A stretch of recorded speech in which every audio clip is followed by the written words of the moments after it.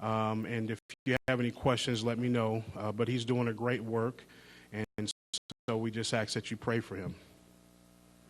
All right. At this time, if you have your Bibles, our scripture reading will be taken out of the book, chapter 9, Luke chapter 9.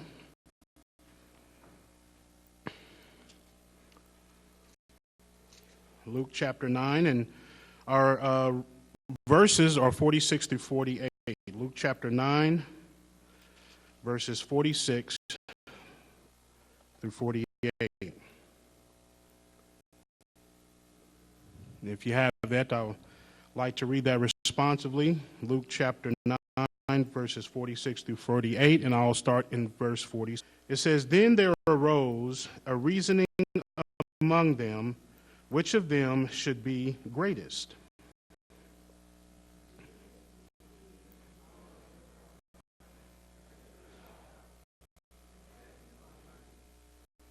Verse 48 altogether.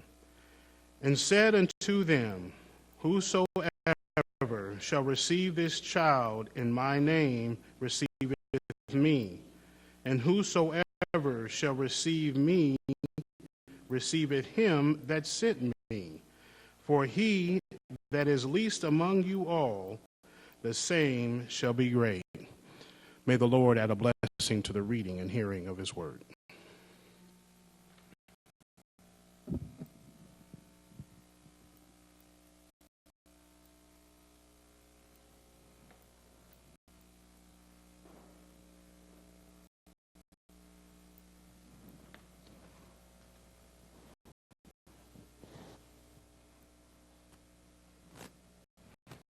Okay, I would like everybody on this side over here to my right, to your left, could move over to this side over here.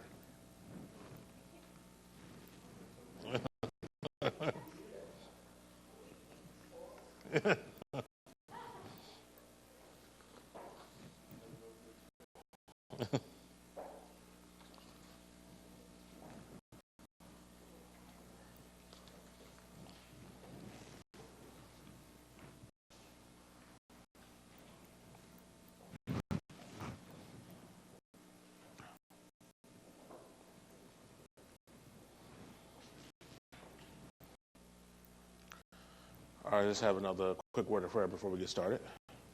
Father, which art in heaven, again, just as we get ready to open up your word, Lord, I ask that you will just be with me, Lord. Push self aside, Lord. Exalt you through me, Lord, that the people may understand what is being preached, Lord, and that they may understand that it's coming from you, Lord. In Jesus' name I pray. Amen. So, good afternoon. Happy Sabbath again. Today I would like to talk to you on the subject of politics and division within the church. For this racism within the church.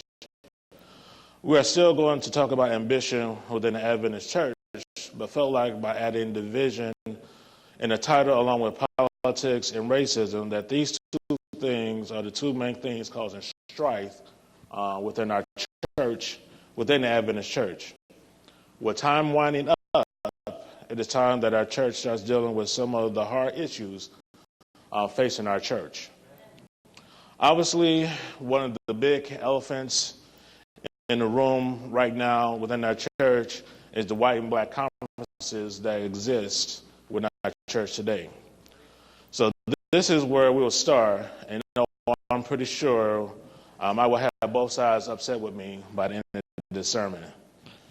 So to start off in this area, I have realized that the most part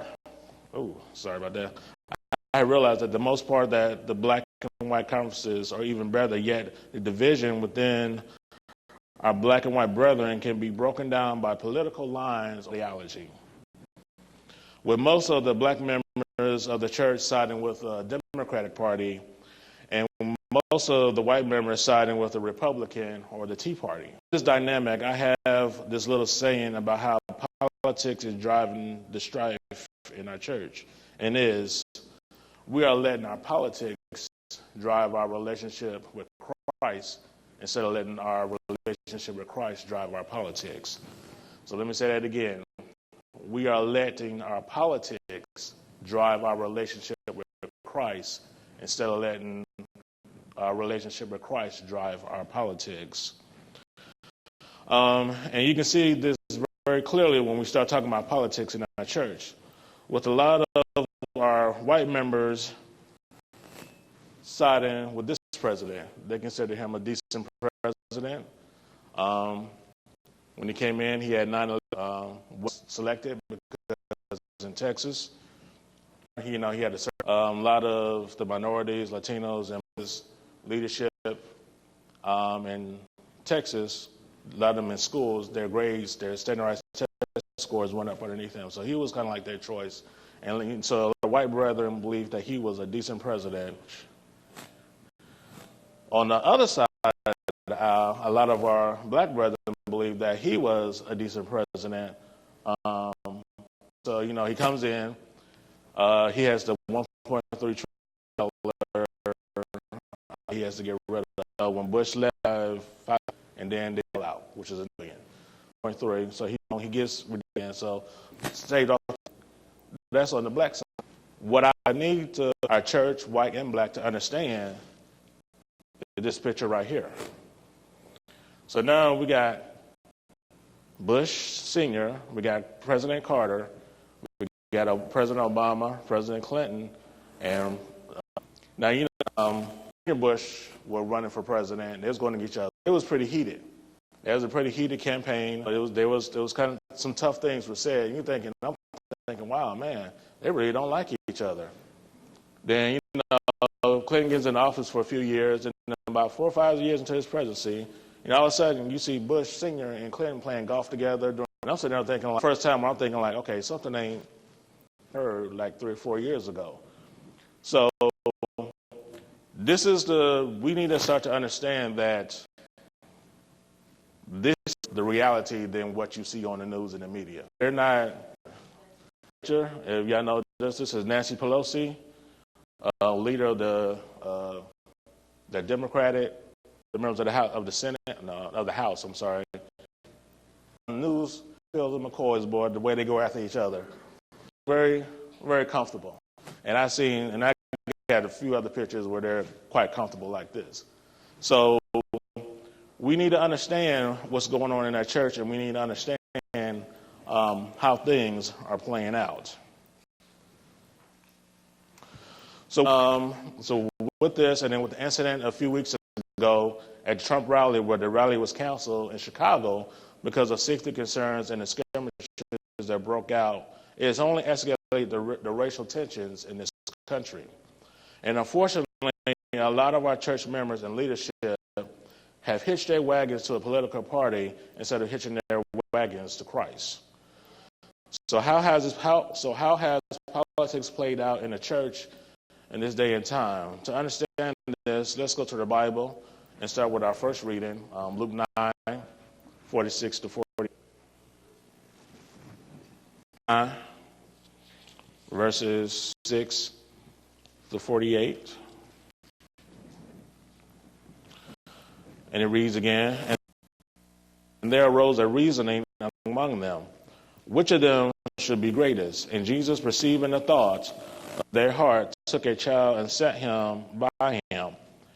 And whosoever shall receive in my name, whosoever shall receive it him that sent me. For he that is least among you, the same shall be.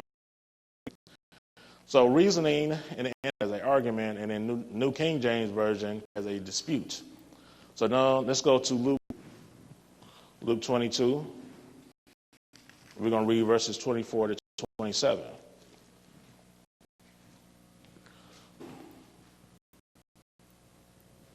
(24 to 27). And there was also a strife among them, which of them should be accounted the greatest?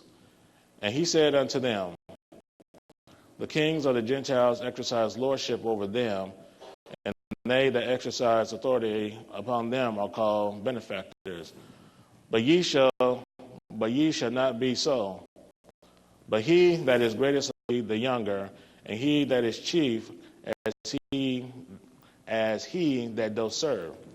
For whether is greater, he that sitteth at meat, or he that serveth. He that sitteth, but I am among he that serveth. So as you can see, early in Christ's ministry, the disciples were arguing about among themselves, jockeying for position as probably the head disciple among Christ. And a couple of years later, at Passover, they are still jockeying for position behind Christ, not realizing what is about to take place. Isn't it? It's playing out today in our churches. Pope Francis pretty much has everything in place. He's just tidying up some loose ends. He's letting you know, and especially he's starting to let you know pretty much what he is about to do.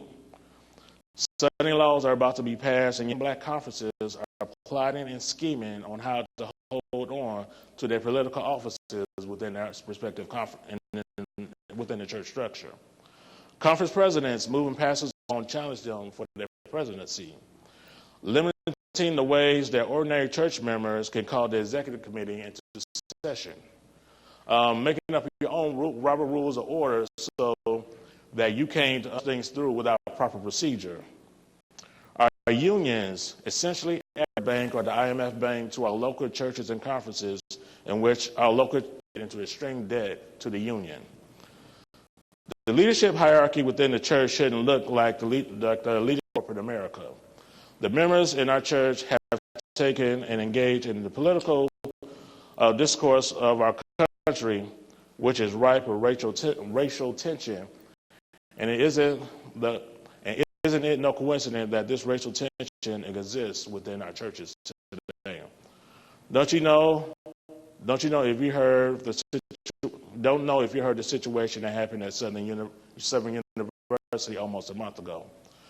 It was during their Black Christian Union Vesper service, and while the preacher was preaching a message on unity, there were several posts that popped up on a social media site called from some anonymous people that were there at the service, and they put some racial insensitive remarks out there on Yik Yak. So Yik Yak is a kind of a service. I had to look it up because I never heard of it before. And you can have an event, say here, and then within a 20-mile radius, if you got Yik Yak on your phone, it blocks where you are. And so you can post stuff anonymously without people knowing where you at. Because usually on your phone, with my phone, if you post something on Facebook or you post something on Twitter, it'll tell you, hey, this person posted this comment in Kansas City or Lee Summit as such and such on your phone that you have to block so that it doesn't tell people where you at. So the further you are in the city, the more exact it can be about where you are and how you post stuff. Like for us in the country, so it's not as precise out there. So if I was to post something on Facebook to my phone, it'll say Pittsville, which is like 3, or it'll say Kingsville. It always give a different, we're further out where we are. And these, this guy's giving the service on Unity, and the Black Wrestling Weekend, and this was at Southern University. And these comments came out, and these are some, I would say these are some racially insensitive comments that they needed to be shown. So one comment was, so glad Black Wrestlers is over. One person said, why? It's too hot in here. I don't know if you can read that. Loud and whatever. Then one person said, didn't you listen to Vesper? There's no black or white in God's eyes, but only children. And this guy said, shut up and go eat bananas. So that's one. Another one was, why is the speaker wearing jeans? This isn't casual Vespers. Niglets always taking advantage of their black Vespers. Then below is history in many ways. It's just they like to talk about. And then balcony is so crazy. Is this how they black church? Is how black church and down at this niggardly. So to be dealt with. See, let me read something from Marx. God's object in bringing us to conform to Jesus. In Christ, no relation exists between them. They are grafted to draw root. Whether white or black are branches of the true vine. Be no special man and a man. saved through the sale to enter, and at last, like rationalism or unlike. Not sure why I had that there. As you can see, all right, I'm sorry. This is right. The same God that blessed us as his sons and daughters blesses those who act by love will look with compassion upon the colored people. Those who have regarded them to the color was white with the color race for them. See a difference between black, no race, down the center, blacks on one side and the other. And it was kind of funny because when my sister graduated from the University of Alabama in Tuscaloosa, I had never been there before. So if you go to 65 South, go to Birmingham, and then you go west or south, and you basically go on southwest, it takes about another 40 minutes to get there. We get to Tuscaloosa, and the first thing we notice when we get there is railroad tracks running down the center of the city. And I was like, wow, I didn't know this was America today. I thought this was done away with. But as you can see in the stuff that's going on in our politics now, we still see that racial tension is still there. Heaven will be very diverse when we get there. Blacks, whites, Asians, Latinos, various Samoan descent, all are equal in God's eyes. A situation happened several months ago where Pastor Dwight Nelson gave a sermon that caused quite a stir within the Adventist denomination. Within Pastor Nelson's sermon, he said that the time has probably come the black or regional conferences and that we should integrate the conferences. My thinking on that was, great. We need to have this conversation so that we can break down this wall within our church. And make no mistake, this is a gigantic wall within our church. I mean, how can we go around and call ourselves the remnant church, but at the same time have black and white conferences in our midst? But to my amazement, there was much resistance to the idea that Pastor Nelson presented, integrating the conferences back together, especially from the black conferences. There were arguments out there saying that the white conference wanted to integrate back together with the black conferences, were doing better, and then the white conferences, and they want to integrate the conferences back together, so the conferences, and listen, I don't think there's no secret out there. There's some black to financially well. So this wasn't about white conferences trying to take over black conferences because of their money. When you get down to the real reason to this idea of conferences, because they want to give up their leadership position that they have ascended to. Don't get me wrong. I understand that there is racism within the church that needs to be dealt with, but it's hard to deal with that problem when you still have black and white conferences. God, for the answer of equality and how to deal with racism within our church from corporate America and apply this to our church. So in a world in corporate America, what do we have? We had segregation. What do we got in our church now? Essentially segregation. How did segregation work out? It didn't work out too well, did it? So when Pastor Nelson mentioned this, to me it was a no-brainer that if you want to integrate the conferences, then you will have to integrate the leadership level also. It's a no-brainer. That means within the white conferences on up to the NAD, on up to GC, and the positions of power, and I'm not talking about the position where somebody, these phony position where, I'm the secretary of the fourth director of the junior vice president to the senior vice president of whoever. I'm talking about the power, the positions of power that actually control the decisions in our church, who controls the actual. These positions, NAD and GC, can no longer be held only by white males over 50. Leadership will need to be integrated to reflect the diversity of the church. So if you're going to have diversity in our church, the leadership needs to reflect the diversity of the church. So we have a church with blacks, whites, Asians, Latinos, Middle Easterns, Samoans, Indian, whether it be American Indian or from the country India, that needs to be reflected in our leadership structure as well. We can't have one group ruling over another versus the other way too. So, we can't have all black leadership and then everybody else underneath them. And we also have to understand when we say diversity, it's more than just black and white. It's all the other ethnicities that we have under Seventh-day Adventists that needs to be included in this conversation in the leadership structure. This conversation needs to happen. This won't be an easy conversation, and more likely it'll be an ugly conversation. But it's time to have this conversation. It's time to deal with this elephant in the room, a huge stumbling block to finishing the work. If that this is not a huge stumbling block to finishing the work, then you're hindering the work too.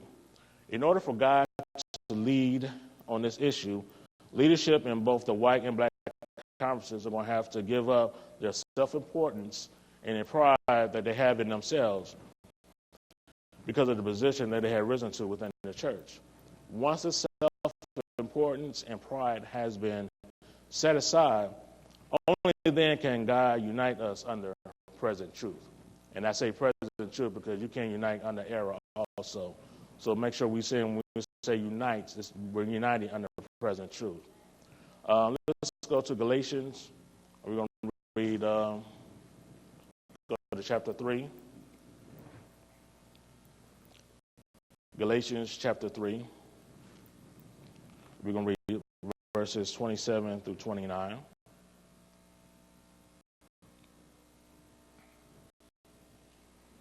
Galatians chapter 3, verses 27 through 29.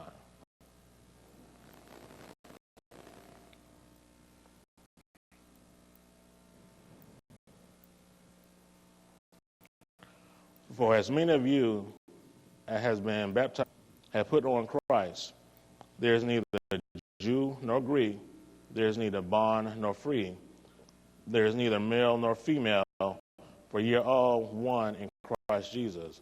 And if ye be Christ, then are ye Abraham's seed, and heirs according to the promise. So according to Galatians chapter 3, we are heirs. No distinction between Jew, Greek. There is no, everybody is equal under God's eye. Children of him, and we need to act accordingly. Let's read another. We are God's messengers, and he has sent us to work and to blot out partiality, truth, and warning. We are the light and evil of white and black. We have no distinction between us. Praise the truth in the southern field. It will discern of redemption every soul that the wisdom and caste and race will fall down when the true spirit ministers the hearts. Prejudice is melted away by the love of God, that they are together with God. And the purchase possessions to improve talent that has been lent to us of God. To save souls of both men and women use the truth must answer to God, Jesus Christ, who died for their salvation. With all our might, we must do our work now.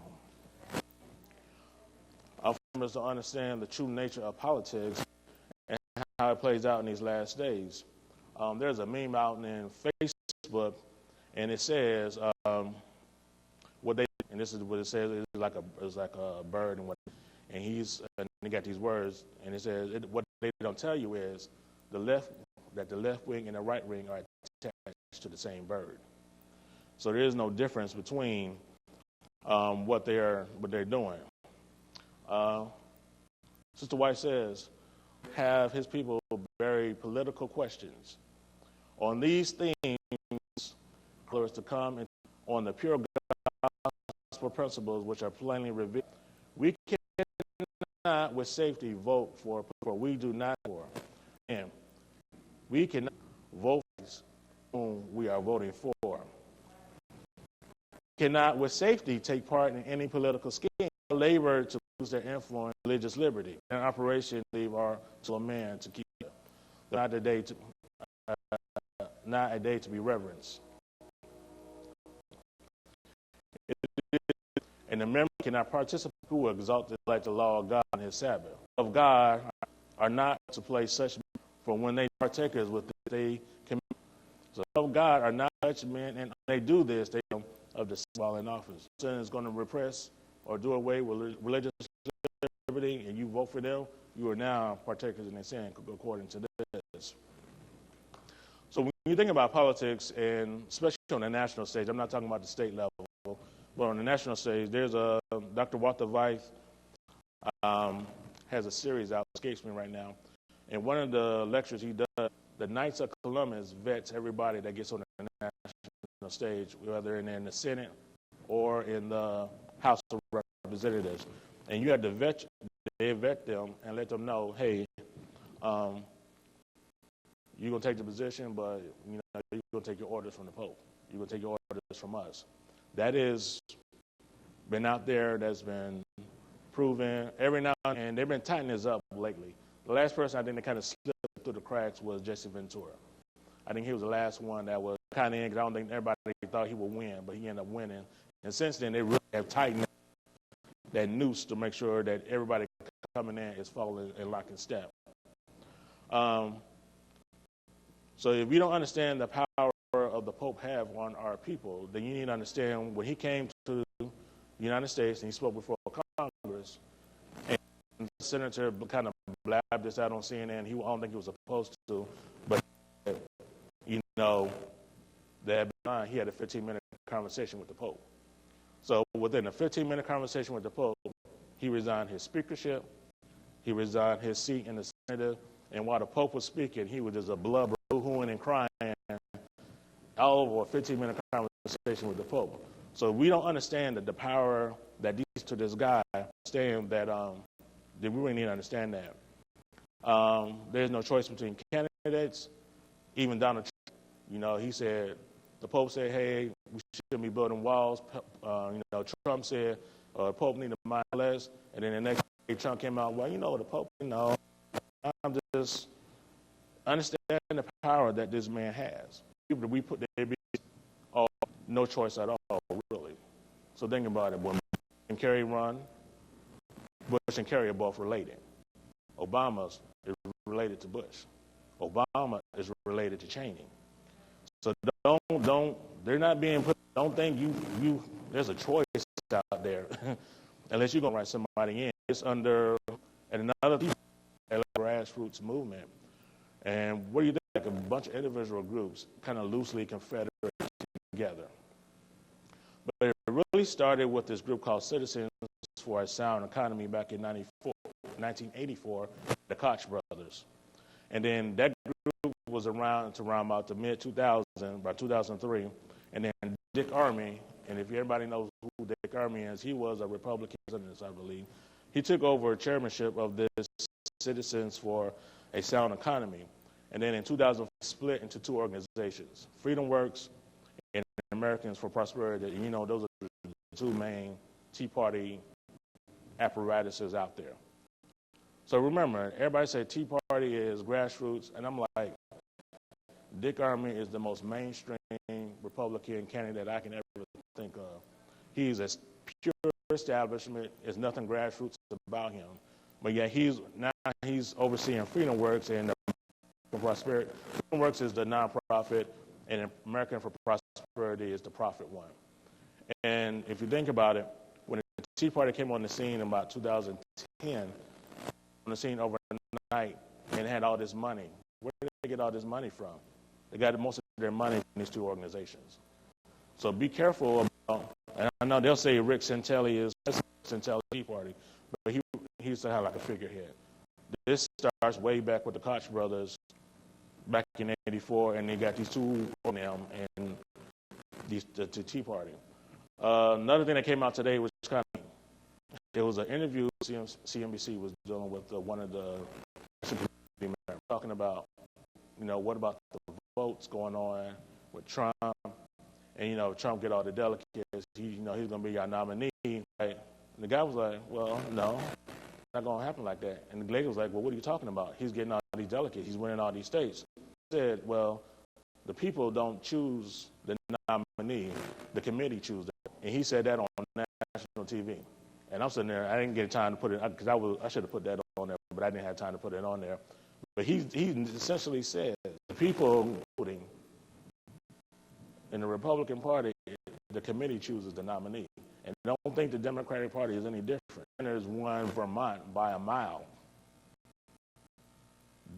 I don't understand how you have something in the democratic process they call superdelegates. You have to go with the majority, the people vote. So Bernie Sanders won Vermont by a mile, but all the superdelegates for Vermont went with Hillary Clinton. So eventually they came delegates after the first two states, where in actuality it should have been Bernie by like a few hundred. All of this is set up so that we're given the, but we're really not given the choice. And we need to understand, and I'm saying this because the leadership within our church is so wrapped up into politics right now. We are so attached ourselves to a political party, thinking that this political party is going to preserve religious freedom, that we no longer letting God guide us. We're now letting these political parties guide us. Let's go to, I'm going to read 1 Samuel. Go to 1 Samuel. We're going to go with chapter 8.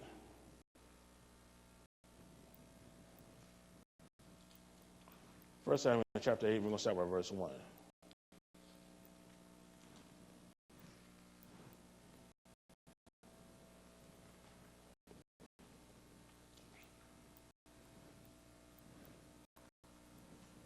First chapter 8.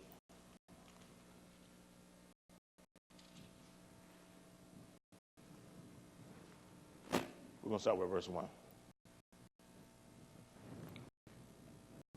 And it came to pass, when Samuel was old, and that he made his sons judges over Israel. Now the name of his second was Abiah, and they were judges in Beersheba.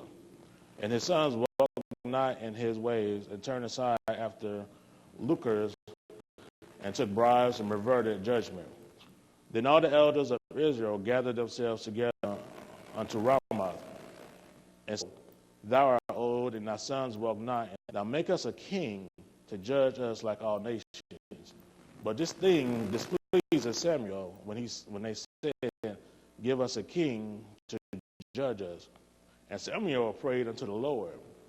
Samuel, hearken unto the voice of the people that they say unto thee, for they have not rejected thee, but they have rejected me, that I should not reign over them.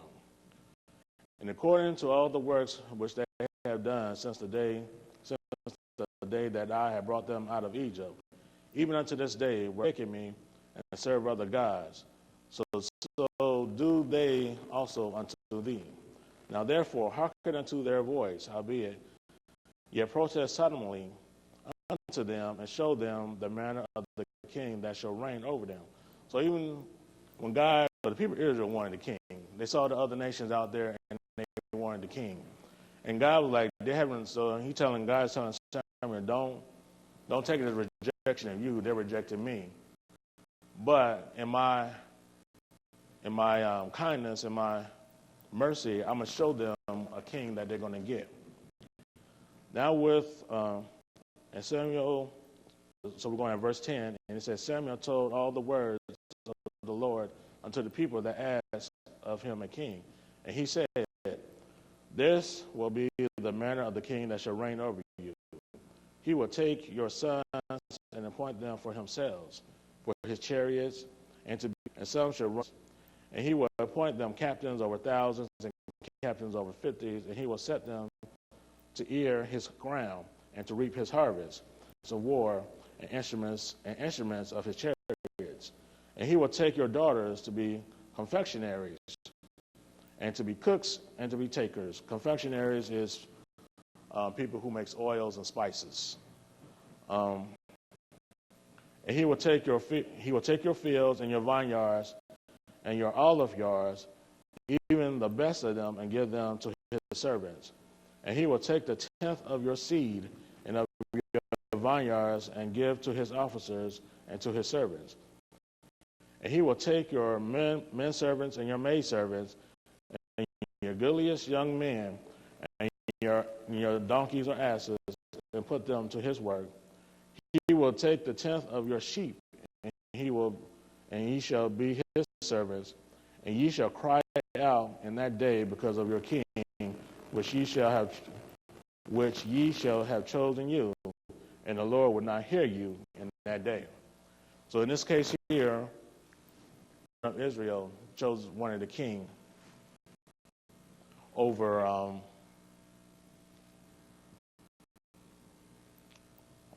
God of Israel. How many of us today have chosen our political parties over God of heaven?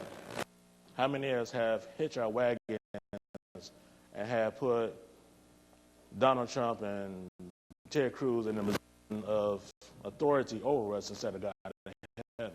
How many of us have taken Hillary Clinton and taken President Obama and have put them in the position of authority over us instead of the God of heaven? We as a church need to understand that we have hitched ourselves some people that will lead us straight to hell. We need to understand that we need to push these people to the side and get back to putting him in our lives.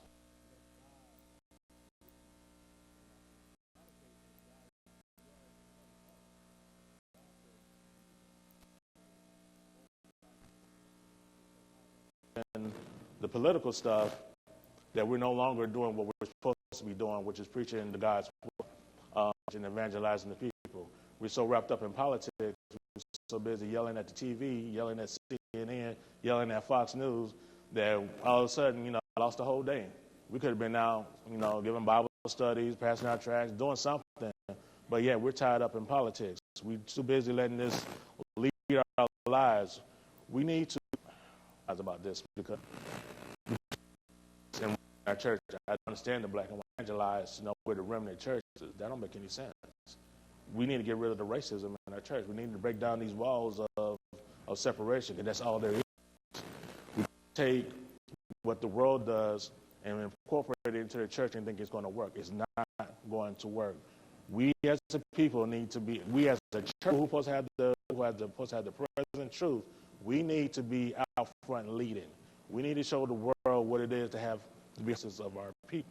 Black over here, white over here, Haitians over here, there's in the basement, and across the street, and we got a house rented out for y'all over there. All of us need to come together. All of us need to be worshiping together. All of us need to be worshiping under present truth. It makes no sense. All this is like a mission. I got this position as president. I got this position as president of the NAD. If we integrate the conferences, what happens to my position? Go work. Go do what you're supposed to do. You was originally called, because most of our leadership are pastors. You were originally, and you weren't called to be. I'm just sorry. So if you're more worried about administration, big houses, then maybe you need to go and do something else. But we as a people, we as a church, we need to get back to being on one page, being under preaching present truth, just fellowship. Sometimes I don't know about y'all, but it bothers me a lot. We have this situation within our church and to deal with it. Nobody is willing to sit down across from each other and we resolve this. In the end, you can't witness to nobody about being God's church if y'all separated by race. It doesn't work. It just doesn't work. A couple more. She says, when the speaker shall in a haphazard way strikes anywhere as the fancy takes him, when he talks politics and mingling the country, he dishonors God. He has not realized that he does a grievous wrong. They plant seeds which may strike their fibrous and they poison his fruit. Their men do the advanced ideas whence they can. God has come absorbed. We cannot of God and people right for the world. Give our minds God contrary to politics. And those who commence in the are not taught, but by contention and strife, we are seeing them and establish that business. I hope everybody really gain a blessing from this. I've been on this sermon. It's been on my mind for a while, and every time I was like, okay, is this a time to preach a sermon? And the Lord was like, nah, move on to something else. Time to preach a sermon? No, move on. I've just been on my mind for almost a year, actually, to do this sermon. But every time I try to, write down, try to get down and start writing it, the Lord said, this time I need you to do something else. So, but this time I felt like the Lord wanted me to preach this sermon, because if we're going to go out here and we're passing tracts out, and I can't speak for the other churches, I can't speak for the conferences. I just come to the realization that soon,